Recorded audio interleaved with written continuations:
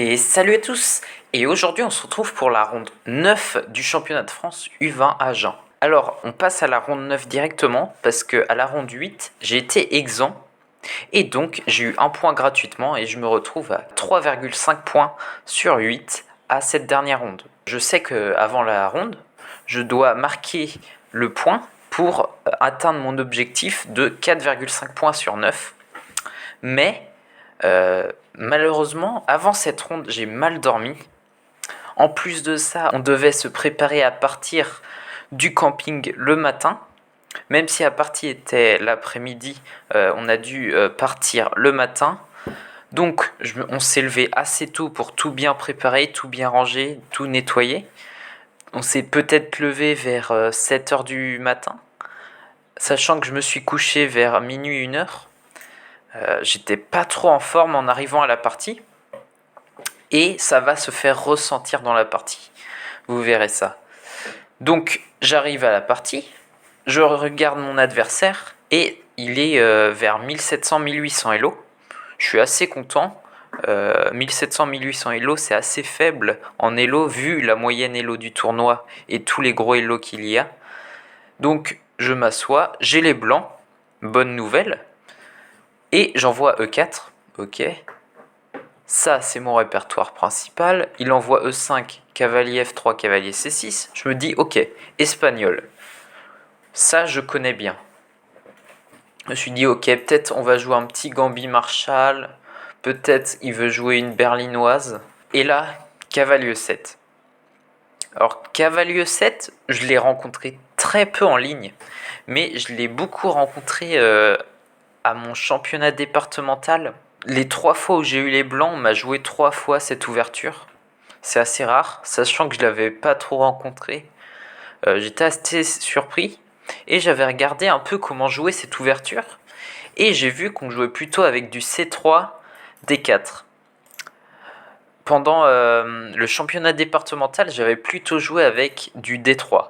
Parce que la principale idée des noirs, c'est de développer ce fou en G7 et du coup j'avais joué D3 pour que ce fou reste coincé derrière son pion E5 alors que si on joue C3 D4 il peut prendre et son fou est magnifique. Ok, mais j'avais vu qu'on jouait plutôt avec C3 quand même, donc je joue C3, il joue G6, logique, je joue D4, je prends le centre, il prend, je prends, tout se passe bien et là D5. Alors là, je suis déjà hors théorie. Souvent, D5 dans les espagnols, c'est un mauvais coup parce que ça laisse E5. Mais c'est très thématique apparemment après que j'ai regardé à l'analyse. Donc on verra à l'analyse en fin de partie comment on joue contre cette ouverture avec les blancs. Mais maintenant, je sais qu'il faut plutôt jouer le pion isolé. On va plutôt mettre un cavalier en C3 et avoir un pion isolé. Mais ici, le pion isolé n'est pas très grave parce qu'on a encore toutes les pièces. Parce que quand on joue pion isolé, on veut garder un maximum de pièces pour garder un maximum d'activité. Parce que le pion isolé confère un avantage d'espace au centre pour pouvoir y mettre des pièces qui vont être très actives. Donc quand on a un pion isolé, on veut garder un maximum de pièces. Et quand on joue contre un pion isolé, on veut échanger les pièces. Et moi, je voulais pas jouer pion isolé. Mais ici, c'était la bonne façon de jouer.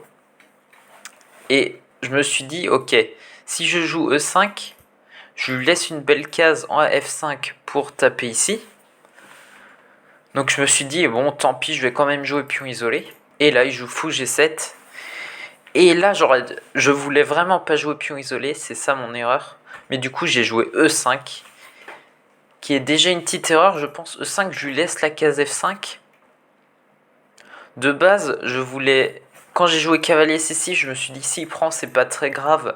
Cavalier C6, j'étais ok avec le pion isolé parce que là, déjà, je menace cavalier ici. Et sur fou G7, j'avais vu du fou G5 pour essayer d'installer un cavalier ici.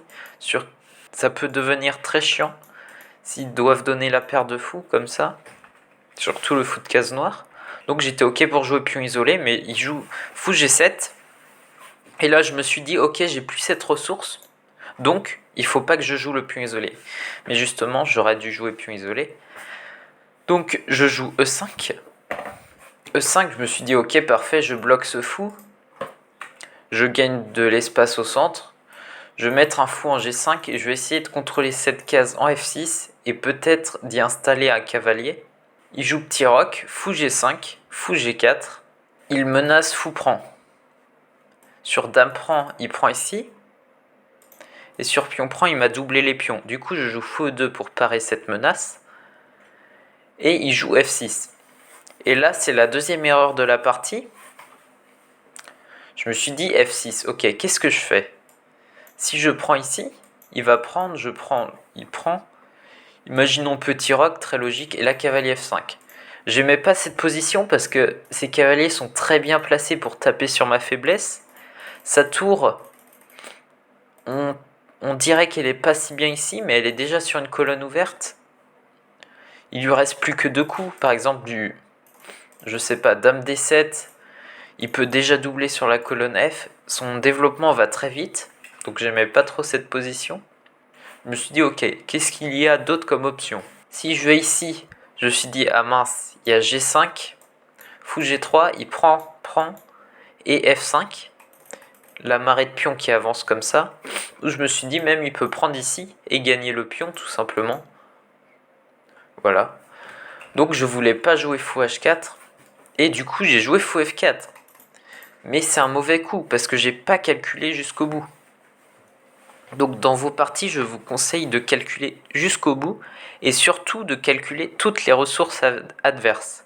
Ne pas s'arrêter à un coup par variante. Là, c'est ce que j'ai fait. Bon, déjà sur pion prend, je me suis dit ok, il attaque le fou 2 fois, donc je suis obligé de prendre avec ce fou. Mais j'avais pas vu que sur cavalier prend, j'attaque ce fou, du coup il peut pas prendre d'ici, sinon je prends ici. Déjà, j'ai pas vu ça. Donc je me suis dit, ok, prise, fou prend, c'est la variante que j'avais calculée. Et s'il prend ici, on va reprendre ici, et on est ok. J'ai pas calculé au bout. Là déjà, il y a peut-être du tour prend, idée dame prend, et le cavalier est sans défense. Après, tour prend, sur cavalier prend, dame prend, et il y a des découvertes, ok.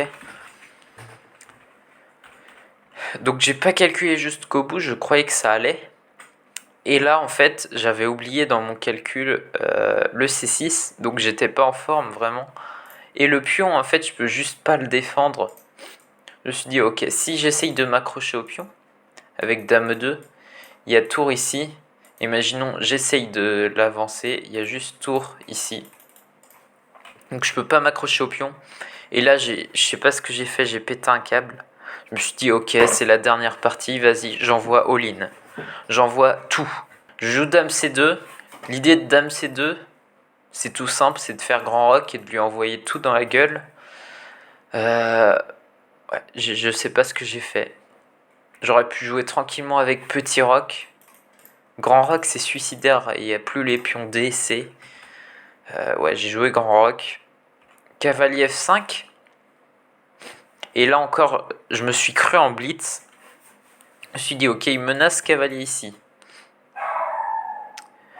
Mais j'ai cru que j'avais une bonne idée. Je me suis dit, je vais jouer H4. Super bon coup. Et sur cavalier là, je vais sacrifier la qualité. Et en fait, j'ai sacrifié la qualité pour gagner 2 temps d'attaque. Je me suis dit, oh là là, t'es trop fort. Mais en fait, c'est juste nul. Il y a juste dame ici. Donc dame ici, j'ai pas joué roi B1. Parce qu'il y a juste dame F5 qui échange les dames. Et bien sûr, il est totalement gagnant s'il échange les dames. Donc, si je joue dame ici, il y a juste dame prend, je veux pas échanger dame. Donc seul coup roi D1.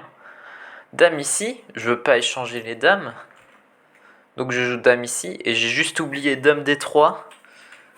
Seul coup dame D2. Mais moi, je veux pas échanger les dames. Je calcule rien du tout. Et il y a juste fou prend.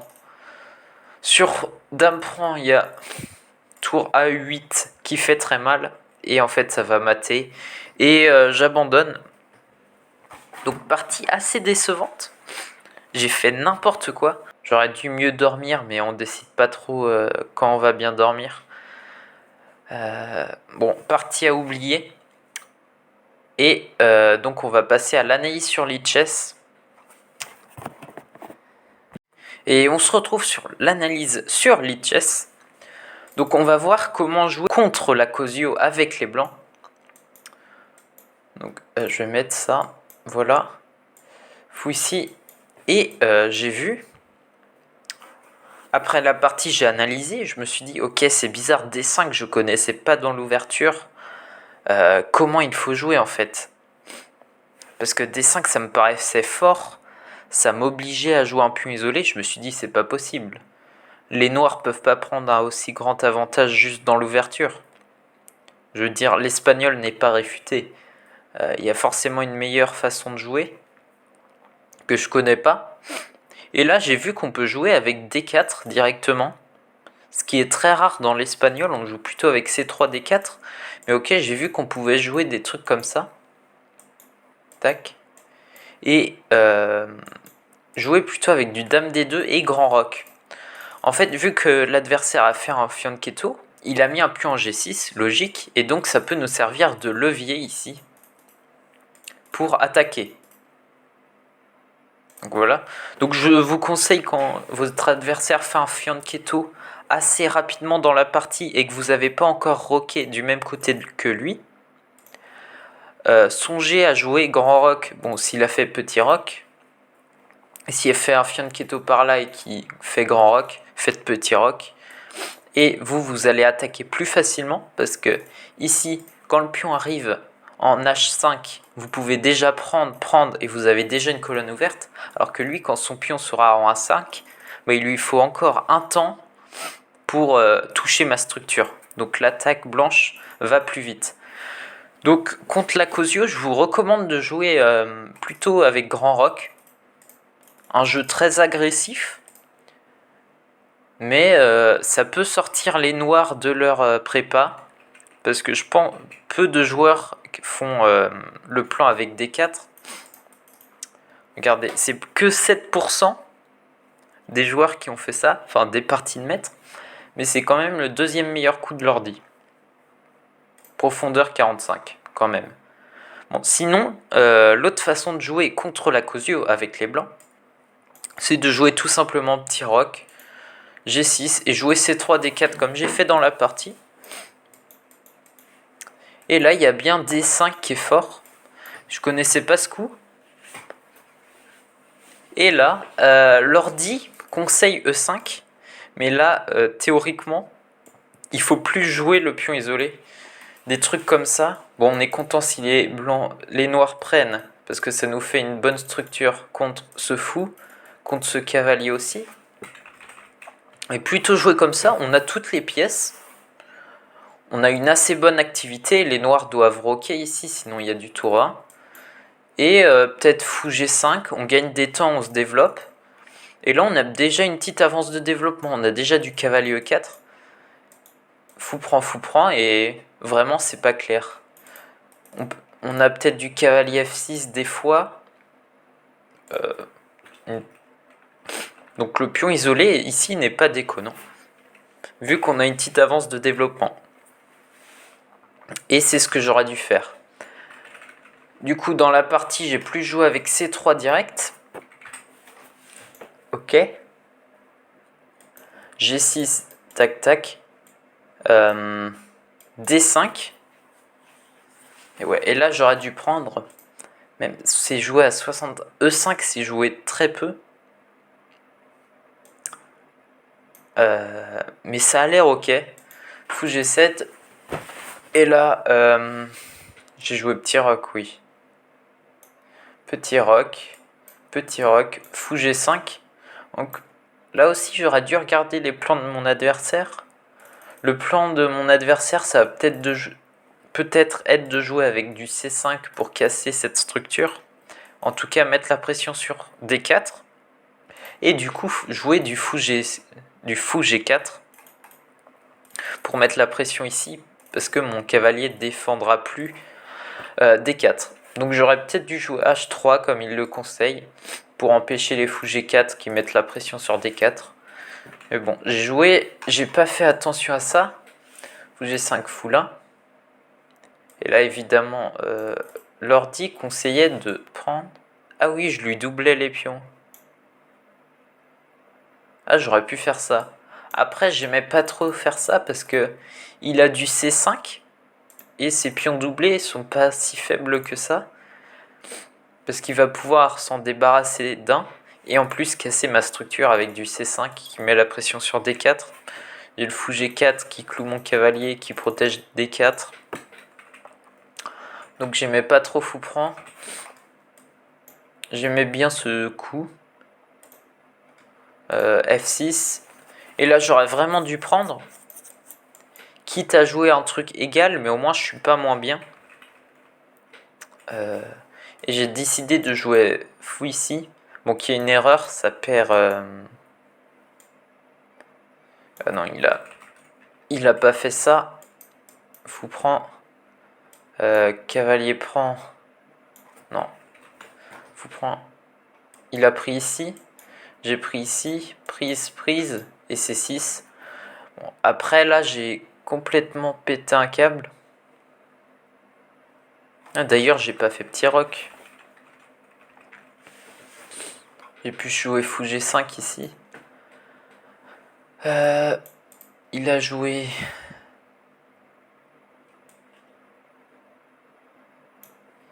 Ok, C6, petit roc. Ouais, j'ai... Tac. Voilà, là on arrive dans la bonne position. Ouais, du coup, après, il n'y a plus rien à dire. Hein, j'ai fait n'importe quoi. Après, c'était bien tenté H5, H4. Dommage qu'il y ait Dame G5. Sinon, c'était G5 et... G5, je me suis dit que j'allais faire H6. Et vu que j'ai avantage sur case blanche et qu'il vient d'affaiblir ses cases blanches, c'est pas mal. Mais bon, là, il n'y a plus rien à dire. J'ai juste fait n'importe quoi. Qu'est-ce qui s'est passé ici? Ah oui, dame ici, j'ai fait ça, ça et juste prise. Et là, j'ai abandonné. Ok. Donc, j'espère que cette vidéo vous aura plu. Et si ça vous a plu, n'hésitez pas à mettre un like et à commenter. Et n'hésitez pas à commenter aussi, vu que cette série de championnat de France prend fin. N'hésitez pas à commenter ce que vous aimerez ce que vous aimeriez voir sur ma chaîne comme concept. Et aussi ce que je pourrais améliorer dans mes vidéos.